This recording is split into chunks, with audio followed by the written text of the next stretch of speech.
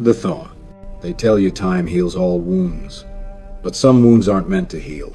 They're meant to be monuments. Scars you carry to remind you of the cost. I have a few. Most of them you can't see. My name is Steve Rogers, and for a very long time, I was frozen. Everyone talks about the ice.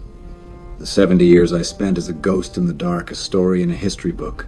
They see it as a tragedy, a pause button on a life. But the truth is, some days, I think the ice was the easy part. It was quiet.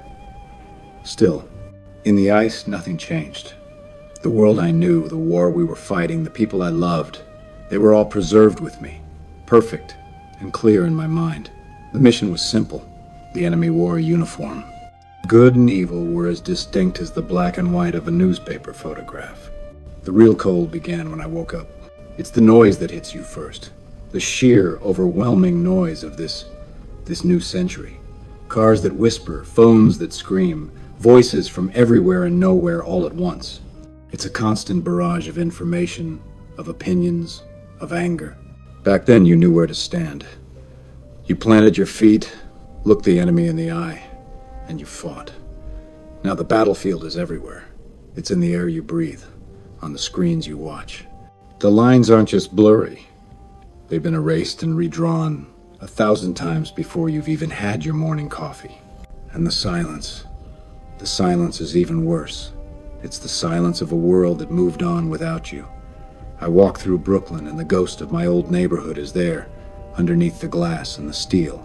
I can still smell the coal smoke and the rain on the pavement, hear the sound of a big band drifting from a window on a Saturday night. I see faces in the crowd for a split second, and my heart leaps. Bucky, laughing on the pier at Coney Island. Peggy, her smile sharp and brilliant in a crowded dance hall. But they're just echoes, footprints in snow that melted a lifetime ago. I'm the only one left who remembers the song. The hardest part is the lie they all believe, the story of Captain America. They put my face on lunchboxes and museum exhibits. They call me a living legend, a symbol. But a symbol is a heavy thing to carry. It's smooth and polished and perfect. It doesn't have nightmares. It doesn't feel the phantom ache in its bones from a fight that ended before most people's parents were born.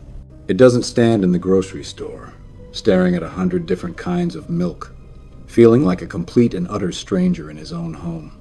This shield, I remember the day they gave it to me. It felt like a promise, a piece of the future, a tool to protect.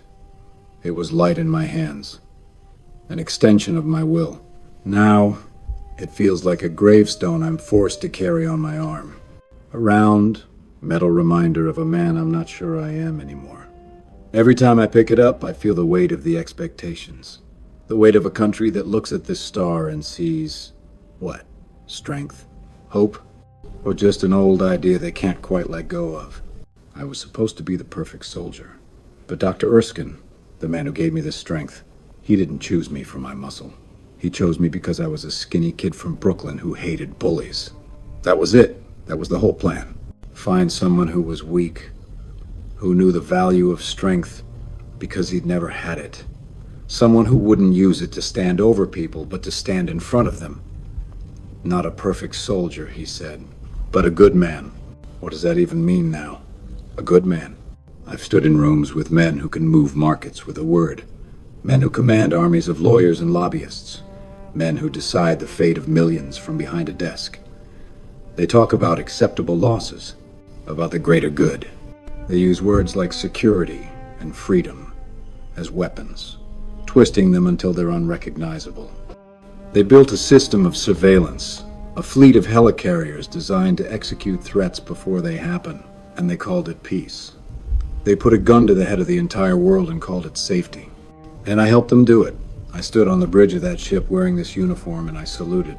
The war I fought, it was bloody, it was terrible, but it was honest. You knew who you were fighting. You saw their faces. You knew why you had to stop them. But this new war is a disease. It's a cancer in the bone. Hydra was growing right there. Inside SHIELD, right under my nose.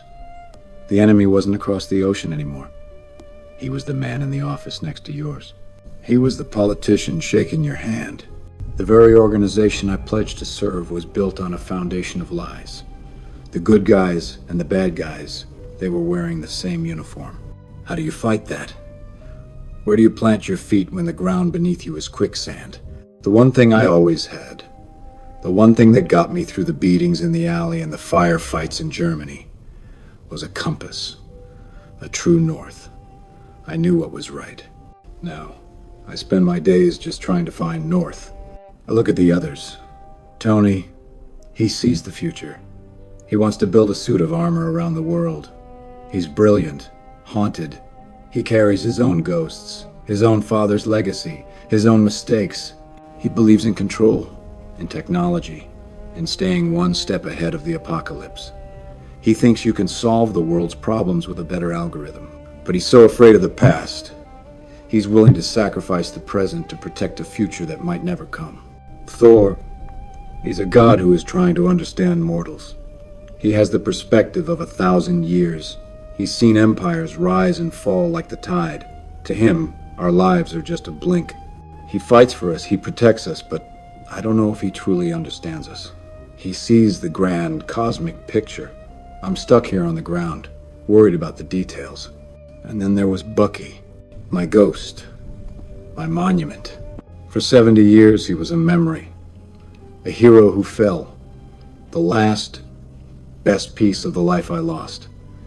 And then he came back, not as the man I knew, but as a weapon, a fist.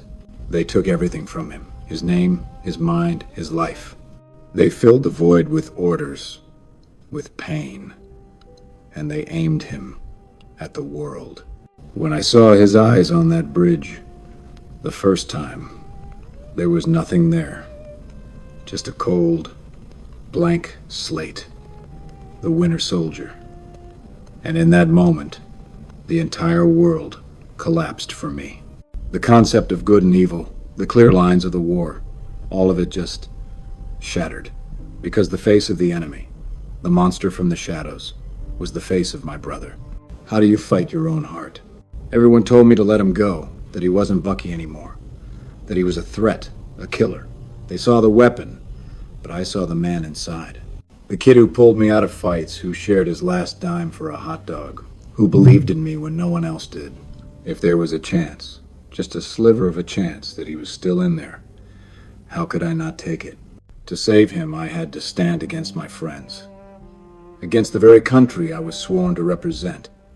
I had to drop the shield. I had to become the enemy. I had to tear down the system I had helped to build, all for one man. Was it the right thing to do? I don't know. The calculus of the greater good would say no. One man's life versus the stability of the world. But that's where they get it wrong. That's the lie they tell themselves in those quiet, powerful rooms. They forget that the world is just people, one person at a time. You start sacrificing the one for the many, and you've already lost. You've become the thing you're fighting. That was the moment I finally understood. The ice didn't just preserve me. It protected me. It kept me from seeing what the world was becoming. A place where fear is currency, and freedom is a privilege you earn through compliance. It's a comfortable cage, and most people don't even know they're in it. They just want to feel safe, and they're willing to trade anything for it. My fight was never for a flag, or a government. Flags can be changed or burned. Governments can be corrupted. I see that now. My fight, the one Erskine chose me for, was for the idea. The idea that one person, one good person, standing up and saying no when everyone else is saying yes, can make a difference. The idea that some things, some principles, are not for sale. They're not negotiable. I'm not a symbol. I'm not a legend. I am the skinny kid from Brooklyn who is still just too stubborn to run from a fight. The world has changed. The fight has changed. It's quieter now, more insidious. It's a battle for hearts and minds, fought with whispers and shadows, and I can't win it the old way. The shield is a tool for a different kind of war. Sometimes, to protect people, you have to stand apart from the world. You have to be willing to be seen as the villain. I've made my peace with that. I'm no longer frozen. The thaw was painful. It was a violent, shattering rebirth into a world I didn't recognize. But I'm awake now. My eyes are open. I see the world for what it is, not what I wish it was. And I see my place in it. The monuments of my past are still there. I visit them every day, in my mind. Peggy, Bucky, the Howling Commandos. They remind me of the cost, but I can't live there anymore. My work isn't done. The bullies are still here. They're just wearing nicer suits and smiling for the cameras. So I'll keep fighting. Not as Captain America, not as a soldier for any nation, but as Steve Rogers, a good man. Or at least, a man who's trying to be. That has to be enough. It just has to be.